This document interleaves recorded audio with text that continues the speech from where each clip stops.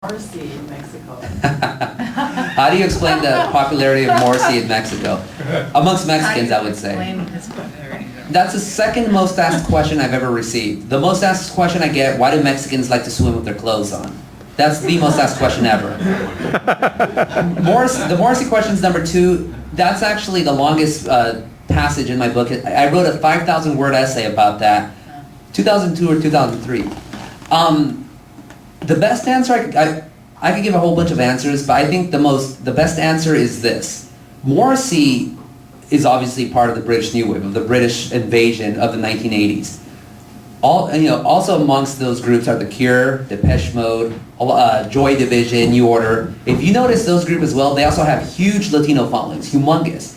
And the reason would be, I would argue, that during the 1980s you had a lot of immigration from Latinos to here in Los Angeles. You also had a lot of Latinos growing up. You had the rise of K-rock and playing all this music. So this 80s music, that was just the music that these Latinos, they were listening to. It became part of their upbringing, so that's what they enjoyed. And so they still kept it with them and also, passed it along to their younger siblings or passed it along to their cousins or something like that. And also, it happens to be really good music, so I would also say Latinos just have really good taste as well.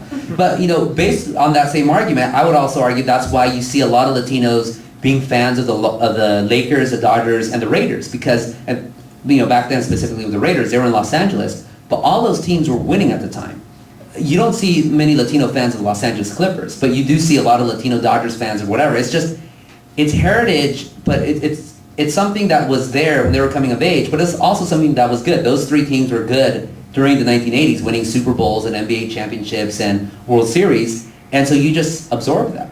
And you think that is part of coming to a new culture, although I hear you saying Latino and not Mexican, which I think is interesting, but, you think this is part of part of the assimilation process is identifying with sort of winning things? That's the human process. I mean, no one's ever going to associate with the Clippers during the 1980s, or there's also I know a lot of Latino Rams fans. They're okay during the 80s, and they're also playing in Orange County. But I don't see too many Latino or even Mexican fans of, say, what's a great losing franchise that goes way back, the Phillies, for that matter. You don't see that many fans of them, but you do see a devoted Latino fan base for the Dodgers. And it's definitely much a part of assimilation. Those, that big Latino fan base, they wouldn't have been listening to Morrissey if they only lived their lives as Mexicans. They would have never listened to that music. They would have just listened to, and actually they still did listen to that music, but on top of that, they were growing up here in the United States and they grew up to that. So actually, me personally, I didn't grow up to Morrissey. I grew up to oldies. I mean, that's the other big Latino thing. Why do Latinos like oldies so much? My cousins, they said, hey, here, listen to this great music. And it was all on KRLA. God, may it rest in peace, original KRLA. Right. No, it's true. With Huggy Boy. Yes, Mr. Longobardi, or Edward. Well, no, and then Edward, go ahead. I just wondered what was your take on the whole Mayor Virgosa and Rapala Salinas deal. God, what a shame.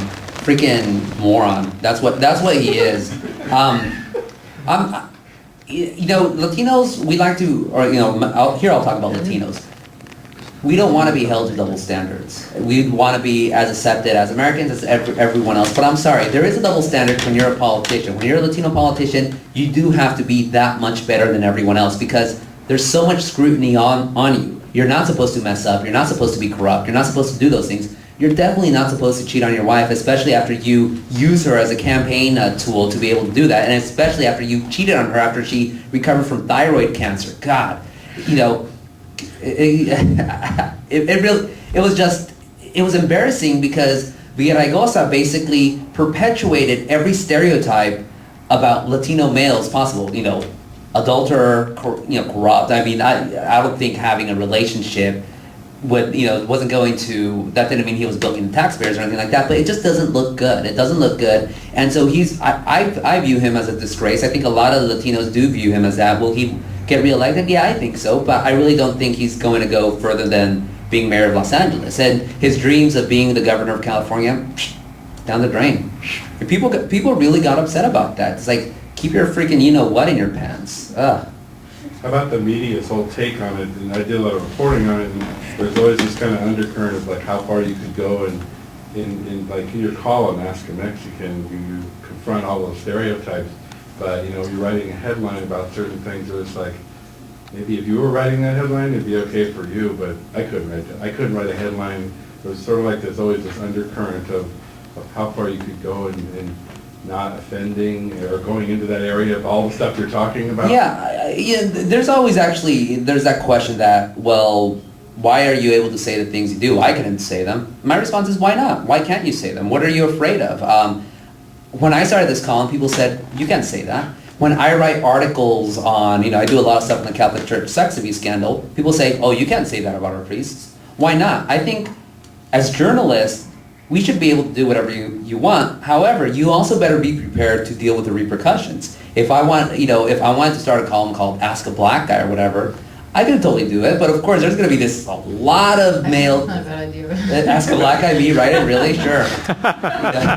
Maybe Ask a Nerd. I could pull that one off, but not anything else.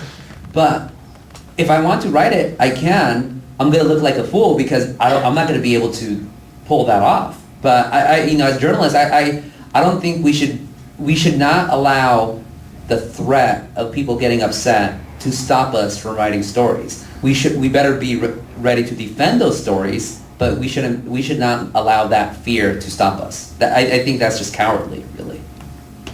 I think that Mr. I'm a big fan of your satirical work. I'm just curious, do you find it hard to be taken seriously when you do things like writing about the Archbishop or some other work you've done from other journalists?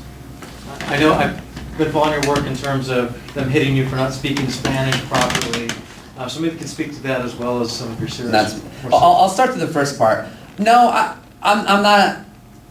It doesn't discourage me. Obviously, I've gotten way more notoriety than I would ever just get as a quote-unquote serious journalist with this Ask a Mexican column. But whatever. I mean, that's just what you accept with it. People in Orange County, they know who I am. I've been writing. I've been doing the column since November of 2004. I've been with the OC Weekly starting as a freelancer since 2001 and as a staff writer since 2003. I've made my chops on certain stories, like the Catholic Church sex abuse scandal. I've been following that for 4 years. The people, like the victims, they know who I am. And so if people don't want to take me seriously because of a particular column, that's fine, because I'd like to my boss knows the type of stuff I could do. The Catholic Church definitely knows the type of stuff I could do, so I'm perfectly fine with that. And then in terms of not being able to speak Spanish properly, I guess you went on one of the, was it Stephen Colbert or one of them where one of the critics said that.